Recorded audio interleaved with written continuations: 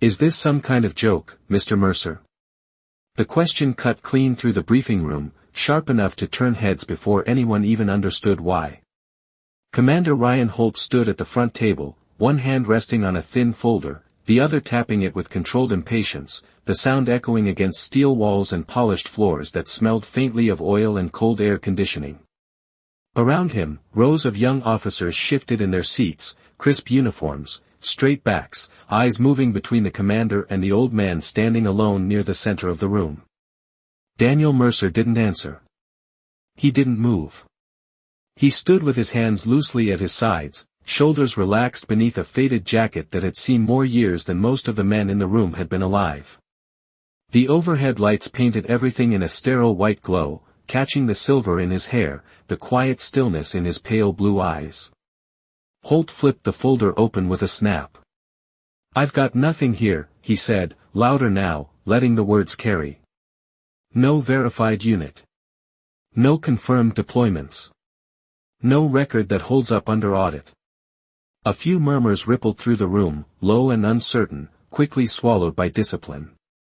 Holt looked up again, his gaze narrowing. "And yet you walked into a restricted briefing like you belong here." Mercer's eyes drifted past him, not dismissive, not defiant, just distant, as if the room itself wasn't the thing he was focused on. The silence stretched, thick and uncomfortable. Holt took a step forward, boots clicking against the floor. "I asked you a question." Still nothing. A faint smile tugged at the corner of Holt's mouth, the kind that wasn't friendly. "All right," he said, turning slightly to the room. "Maybe he didn't hear me. Happens." A couple of younger officers shifted, unsure whether to laugh. No one did. Holt faced Mercer again. "State your last verified command. Rank. Call sign. Anything that proves you're not wasting our time." The old man inhaled slowly, the kind of breath that carried no urgency, no pressure, just time. When he finally spoke, his voice was low, steady, and carried farther than it should have. "You might want to call Admiral Whitaker, before you decide that." The reaction was immediate. A few quiet chuckles broke out, quickly stifled. Holt's smile widened, but his eyes stayed cold. "Admiral Whitaker," he repeated. As if tasting the name. "You're telling me I should pause an active briefing because you think you know a 4-star? Mercer said nothing more. He didn't need to. Holt closed the folder with deliberate force. "Escort detail," he called, not looking away. 2 security personnel near the door straightened, ready. "Let's not turn this into something it doesn't need to be." The air shifted. Not louder. Not dramatic. Just tighter. Somewhere in the back row, Petty Officer Lucas Grant leaned forward slightly, his eyes fixed on something most others had missed, the worn leather pouch hanging loosely from Mercer's hand, its edges softened by decades, its presence out of place in a room built on precision and protocol. And for reasons he couldn't yet explain, that small, quiet detail felt heavier than everything the commander had just said. The 2 security personnel hesitated for just a fraction of a second, the kind of pause that did not belong in a room built on immediate compliance, and Commander Holt noticed it instantly, his jaw tightening as he gave a sharper nod, a silent command that carried more weight than words, and they stepped forward again, their polished boots moving in sync across the cold floor, closing the distance toward Daniel Mercer, who remained exactly where he was, unmoved, unbothered, as if the pressure in the room bent around him instead of pressing against him, and somewhere behind the rows of officers, Petty Officer Lucas Grant felt a slow, uneasy tension build in his chest, his eyes still locked on that worn leather pouch, the stitching frayed, the surface scarred in a way that did not come from storage but from use, real use, the kind that left marks that did not belong in supply catalogs or training manuals. And as one of the security men reached out, not yet touching, just close enough to signal intent, Holt spoke again, his voice measured but colder now. "Last chance, Mr. Mercer," he said, each word placed carefully, "you either clarify your presence here, or you leave," and the room seemed to lean into the moment, every small sound amplified, the hum of ventilation, the faint shift of fabric, the distant echo of activity somewhere beyond the reinforced walls, but Mercer did not look at the guards. And he did not look at Holt, instead his gaze lowered slightly, not in submission, but in quiet consideration, as if the outcome had already been decided long before anyone else in the room understood there was even a decision to make, and then, slowly, he lifted the leather pouch in his hand, not as a defense, not as a statement, just a simple motion, natural, unforced, and that was when Holt stepped forward and took it, quick and dismissive, pulling it from Mercer's grip with a sharp tug that carried more irritation than force, holding it up between two fingers as if it were evidence of something trivial, something easily dismissed. "This is what you brought into my briefing?" Holt said, turning it slightly, the overhead lights catching the worn surface, "a souvenir?" A few of the younger officers exchanged glances, uncertain again, caught between the commander's confidence and something else they could not quite name. Holt flipped the pouch open, the snap giving a soft, worn click, and inside, there was no polished insignia, no modern identification, just a small collection of tools, aged metal dulled by time, and beneath them, a piece of fabric, folded tight, its edges darkened, its markings unfamiliar, and Holt frowned, pulling it free, unfolding it with a careless flick of his wrist. "What is this supposed to be?" he asked, his tone sharper now, less certain than before, and that was the moment Lucas Grant felt it, not recognition at first, but a disturbance, like a memory brushing against the edge of awareness, something he had seen once, maybe in a briefing he was not meant to fully understand, or in a file that had been closed too quickly. The symbol on the fabric simple but wrong in a way that made it impossible to ignore, and Grant leaned forward without realizing it, his voice low, almost lost under the tension in the room. "Sir," he began, then stopped, unsure how to finish the thought, because he did not yet have the words, only the feeling that something here was not aligning with the version of reality the room was operating under, and Holt, still holding the fabric, glanced at him briefly, impatient. "Unless you have something relevant, petty officer," he said, dismissing him with a look, but Grant did not sit back, his eyes now fixed completely on the symbol, his pulse picking up in a way that had nothing to do with fear and everything to do with recognition trying to surface, while across from him, Daniel Mercer finally looked up again, not at the commander, not at the guards, but at the fabric in Holt's hand, and for the first time since he had entered the room, there was the faintest shift in his expression, not anger, not concern, but something deeper, something that carried the weight of years measured not in time, but in moments that never made it into any official record. Commander Holt held the unfolded fabric a second longer than he intended, and that hesitation did not go unnoticed, not by the room, not by Lucas Grant, and certainly not by Daniel Mercer, whose eyes remained fixed on it with a quiet intensity that seemed to pull the air thinner, and Holt cleared his throat, folding the fabric once, then again, more sharply this time as if trying to reduce its significance through motion alone. "I have seen enough," he said, though the words lacked the certainty they had carried before, and he tossed the pouch and its contents back toward Mercer, not carelessly, but not respectfully either, letting it land against the old man's chest before dropping into his hands, and Mercer caught it without looking down, his fingers closing around the worn leather with practiced familiarity, while Holt turned away slightly, addressing the room again, reclaiming control. "This is exactly the problem," he said, pacing a step to the side. "Stories, relics, fragments of things that cannot be verified, and we are expected to treat them as fact." His voice grew firmer as he spoke, feeding off the structure of authority he knew so well. "We operate on records, on confirmation, on chain of command, not on vague references to people who are not even here," and a few officers nodded subtly, reassured by the return to order, but Grant did not, he could not, because now the memory had surfaced, not fully, not clearly, but enough to shift something inside him. A briefing months ago, restricted, partially redacted, a mention of a unit that did not officially exist, a symbol that was never explained, and a line that had stuck with him for reasons he did not understand at the time, until now. He swallowed, his throat dry, then spoke again, louder this time, unable to hold it back. "Sir, with respect, I think that symbol is connected to—" Holt cut him off immediately, sharp and final. "That is enough, petty officer." The room went still again, the interruption heavier than before. Holt turned fully toward Grant now, his expression controlled but edged with irritation. "If you have classified knowledge, you follow protocol.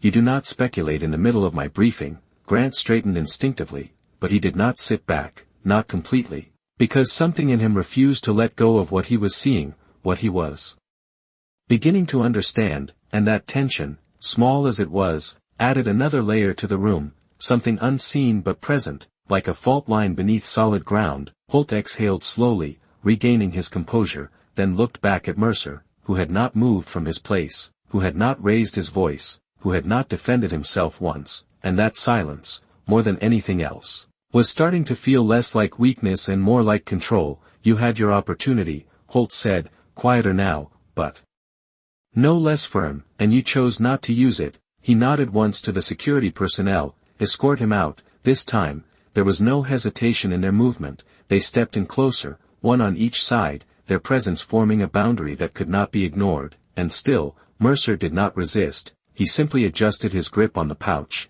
the leather creasing softly under his fingers, and as one of the guards gestured toward the door, Mercer spoke again, not louder, not sharper, just clear enough. To Carey, you are about to make a call you cannot take back. The words landed differently this time, not as a warning, not as a threat, but as a statement of fact, and Holt's eyes narrowed, a flicker of something crossing his expression before it vanished, replaced again by command. I have already made it, he replied, and with that, the guards began to guide Mercer toward the exit, the heavy door at the far end of the room standing closed. Silent, waiting, while behind them, Lucas Grant reached slowly for his pocket, his fingers brushing against his phone, his pulse steadying into something focused, deliberate, because whatever this was, whatever Daniel Mercer represented, it was not over, not even close. The heavy door at the far end of the briefing room gave a low mechanical hum as it unlocked, a sound that seemed louder than it should have been, drawing every eye in the room toward it as Daniel Mercer was guided closer, his pace unhurried, his posture unchanged, while Commander Holt turned away, already shifting his attention back to the table, to the screens, to the structure he trusted. Resume the briefing, he said, his tone clipped, controlled, as if the disruption had already been resolved. As if the old man being escorted out was nothing more than a minor inconvenience, and for a moment, the room tried to follow that lead, officers straightening, screens lighting back up, notes being adjusted, but the rhythm did not return, not fully, not cleanly, because something had already shifted, something subtle but irreversible, and in the back row, Lucas Grant moved with quiet precision, his phone now in his hand, shielded low against his side, his thumb moving across the screen with practiced speed, not typing randomly, not guessing, but navigating directly to a contact that most in the room did not even know existed, a number he had never used before, a number he had been told was only for situations that did not make sense, situations that felt wrong in a way that protocol could not explain, and as he initiated the call, his pulse steadied, not faster, not slower, just focused, while at the front of the room, Holt began speaking again, outlining mission parameters, timelines, asset positioning, his voice regaining its authority with each word, building structure over the moment that had just passed, but even as he spoke, there was a slight edge beneath it now, something tighter, something less certain than before, and near the door, the security personnel paused just long enough to open it, one hand on the handle, the other gesturing Mercer forward, and for the first time since he had entered the room, Daniel Mercer stopped, not abruptly, not dramatically, just a single step that did not complete, and he turned his head slightly, not toward Holt, not toward the guards, but toward the room itself, his gaze passing over the officers, the screens, the structure, and then settling, briefly, on Lucas Grant, and in that brief moment, there was an understanding that did not need words, not acknowledgment, not instruction, just recognition, and then Mercer looked forward again, ready to continue, when a sound cut through the room, sharp and unexpected, a tone from the main console, not loud, but distinct, and Holt stopped mid-sentence, his eyes snapping toward the display, irritation flashing across his face. What is that? He demanded. One of the technicians at the side station glanced at the screen, confusion turning quickly into something else, something more rigid, more alert. Sir, incoming priority line, the technician said, his voice lower now, more careful. Holt frowned, stepping closer. From who? He asked, already reaching for the console, and the technician hesitated, just for a fraction of a second, before answering. Pentagon routing, sir. direct authorization required. The room went still again, not out of confusion this time, but out of instinct, the kind that came from years of understanding that certain signals meant everything else stopped. Holt's hand hovered over the console, his jaw tightening as he processed it, recalibrating, adjusting, and then he pressed the accept control, the line connecting with a soft click that seemed to echo, and for a brief moment, there was only silence on the channel, a quiet that carried weight, before a voice came through, calm, measured, unmistakably authoritative. "This is Admiral Scott Whitaker," and just like that, the room changed, not gradually, not subtly, but completely, as if every ounce of air had been replaced in a single instant, and near the door, the guards froze without being told, while Daniel Mercer remained exactly where he was, one step from leaving, the worn leather pouch resting in his hand, unmoving, as the moment he had already known was coming finally arrived. Commander Holt did not speak immediately, and that silence, brief as it was, stretched longer than anything that had come before it, his hand still resting on the console as if the contact itself carried weight, his posture adjusting almost imperceptibly, shoulders tightening, chin lifting just slightly, the shift from command to response happening in real time. "Admiral Whitaker," he said at last. His voice steady but no longer dominant. "This is Commander Holt, Fort," the voice on the line cut him off, not sharply, not rudely, but with the kind of authority that did not require volume. "I am aware of your location, Commander," Whitaker said, calm, precise, every word landing exactly where it needed to. "I need you to confirm something for me." Holt's jaw set, a flicker of irritation surfacing before discipline pushed it back down. "Yes, sir," he replied, the room now completely still, every officer listening without appearing to, every movement reduced to nothing. "Do you currently have a man in your briefing room by the name of Daniel Mercer?" The question came without hesitation,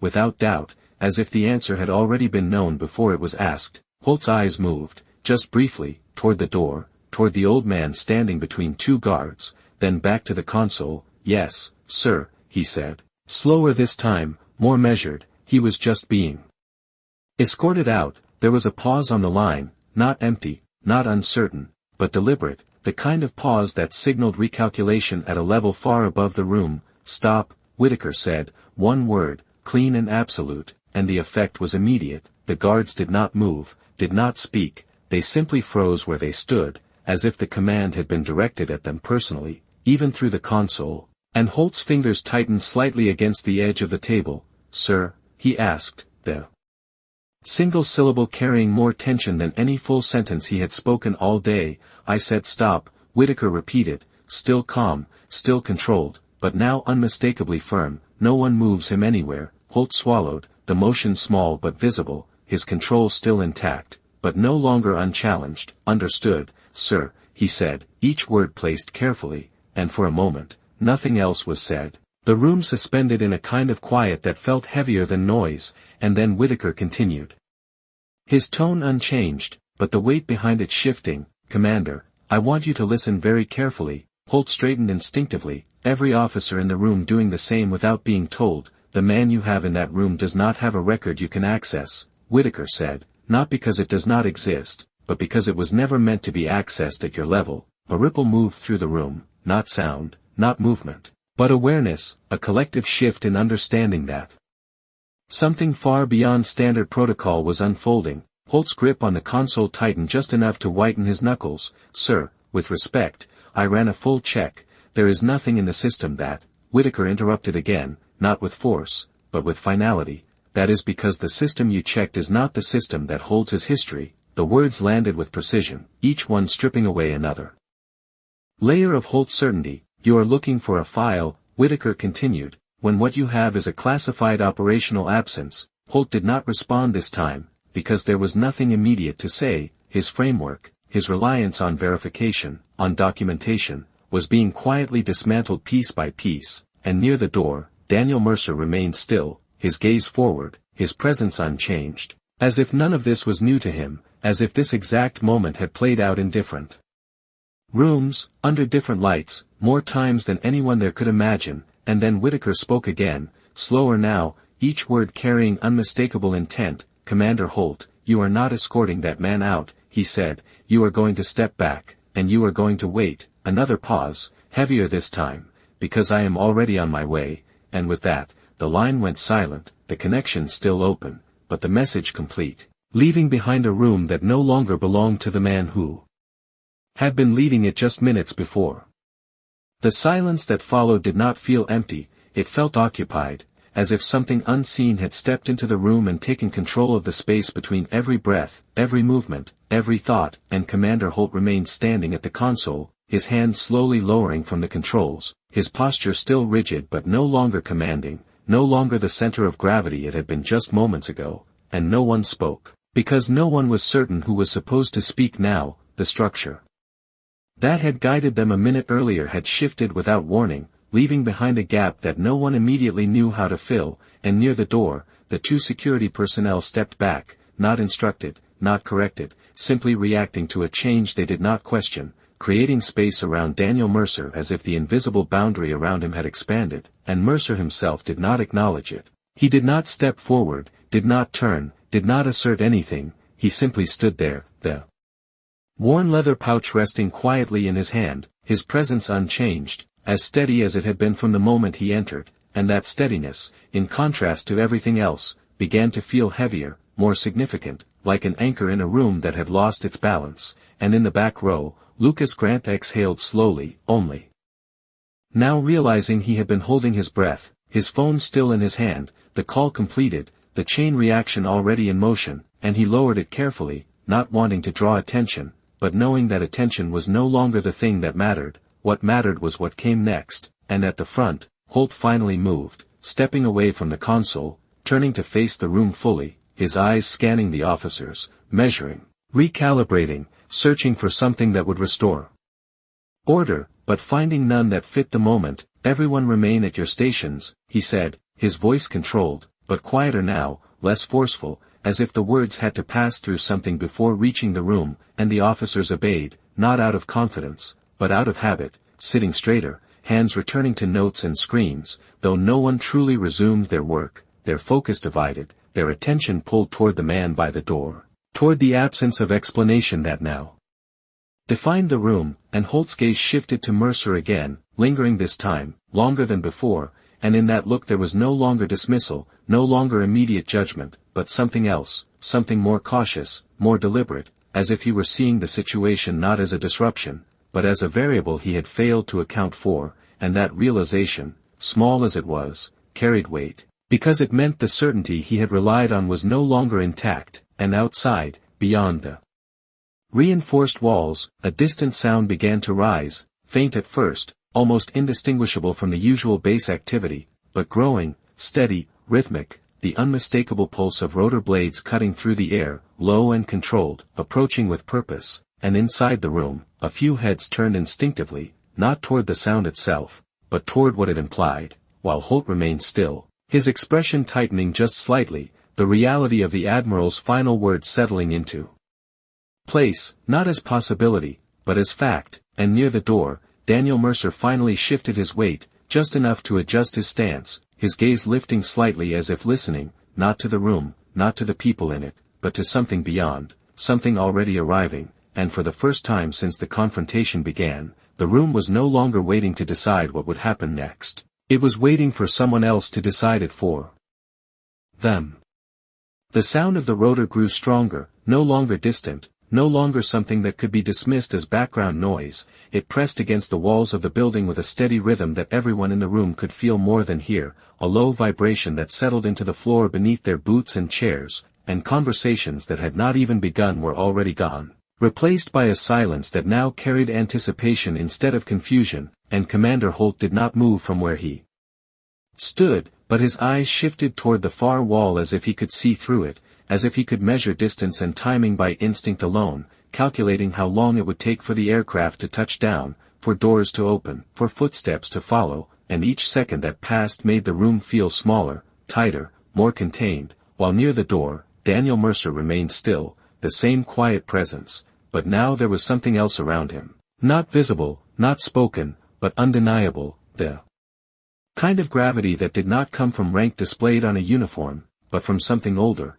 something that did not need to be announced to be understood, and Lucas Grant sat upright in his chair, his hands resting still on his knees, no longer pretending to focus on anything else, his attention fixed entirely on what was unfolding, because now it was clear that whatever this was, it had moved beyond speculation, beyond uncertainty, it had entered the realm of confirmation, and that realization carried its own weight, and the rotor sound reached its peak before gradually lowering, the subtle shift that signaled descent, the approach becoming landing, and somewhere outside, a controlled gust of air swept across the base, unseen but felt, rattling something loose in the structure, a faint tremor that passed through the room and then disappeared, and seconds later, the sound stabilized into a steady idle, the unmistakable signal that the aircraft had touched down, and no one in the room spoke, no one asked, because they already knew, and then, faint at first, came the next sound, not mechanical, not distant, but human,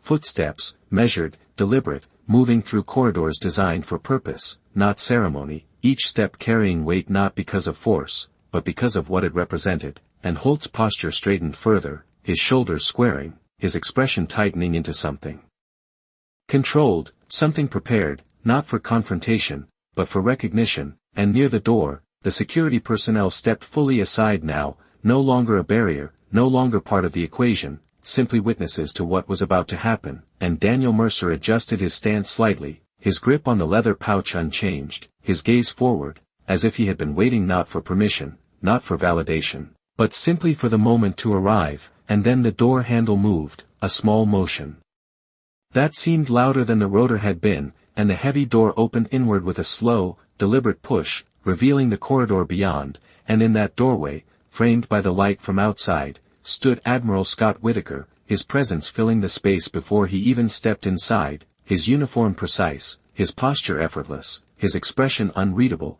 and for a fraction of a second, no one moved, not the officers, not the guards, not even Commander Holt, because the room had reached the point where action no longer belonged to them, it belonged to him.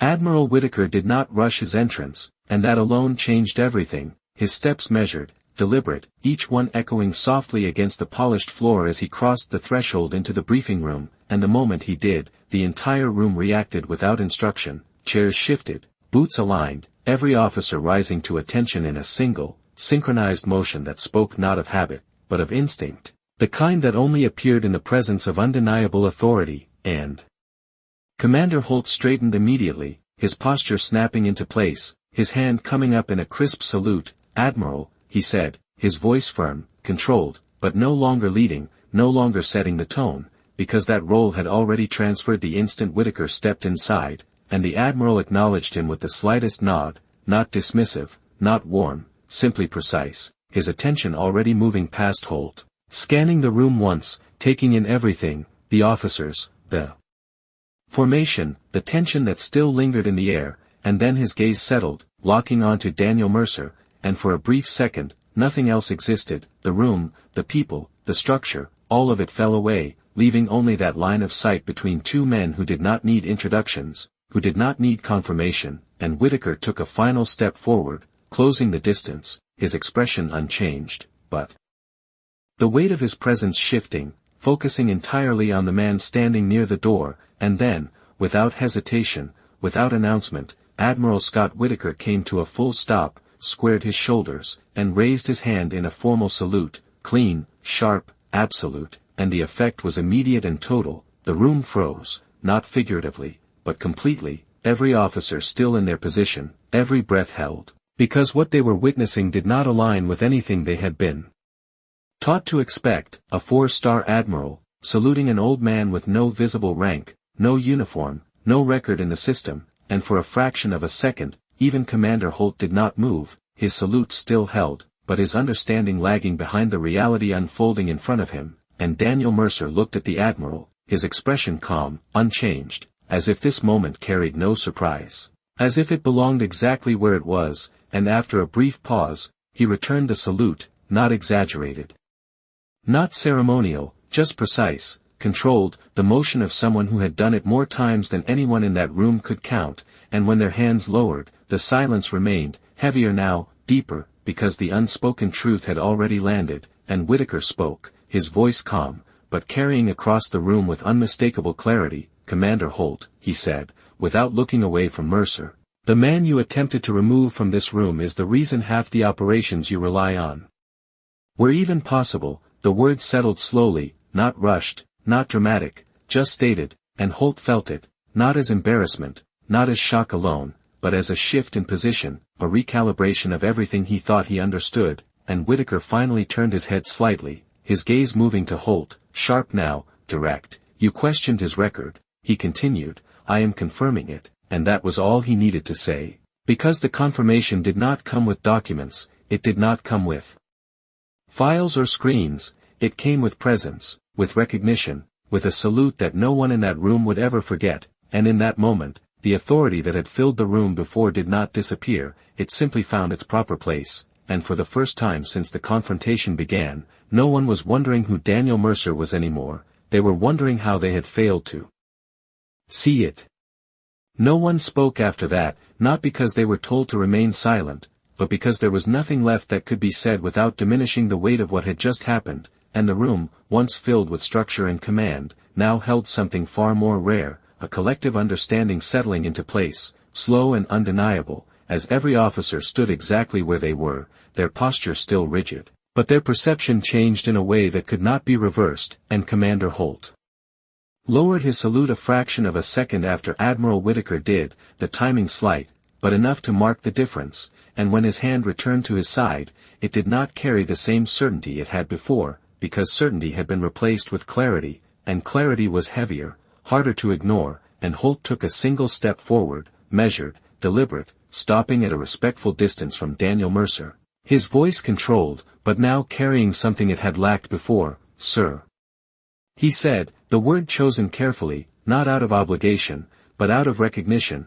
and for a moment, he did not continue, because he understood that anything he added would need to match the weight of that single word, and across from him, Mercer stood as he always had, calm, grounded, untouched by the shift that had unsettled everyone else, his eyes steady, not demanding acknowledgment, not expecting it, simply accepting it for what it was, and Admiral Whitaker watched the exchange without interruption, his presence still anchoring the room, but no longer the focus, because the focus had already settled where it belonged, and Holt drew a slow breath before speaking again. I misjudged the situation, he said, each word clear, uncompressed, carrying no attempt to soften or redirect, and I take full responsibility for that. The admission hung in the air, not dramatic, not forced, but real, and for the first time since the briefing had begun, the room saw not just authority, but accountability, and Mercer gave a slight nod, not approving, not dismissive, just acknowledging the truth of the statement,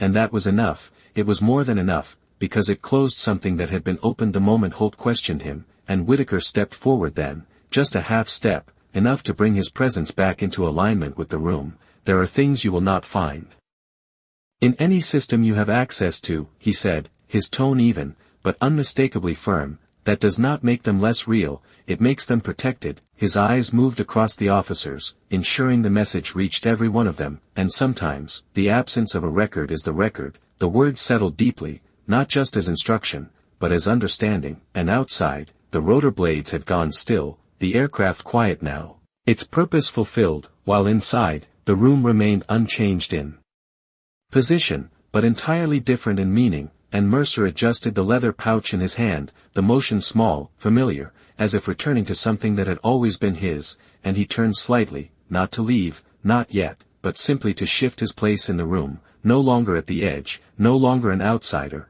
and as he did, the officers did not look at him the same way they had before, the curiosity, the doubt, the dismissal, all of it gone, replaced by something quieter, something stronger. Respect that did not need to be announced, and in that silence, the lesson settled in fully, not spoken, not written, but understood by everyone present, that some men do not carry their record in files or systems, they carry it in the way the highest authority in the room chooses to stand when they enter, and that kind of recognition does not fade, it does not need validation, it simply remains.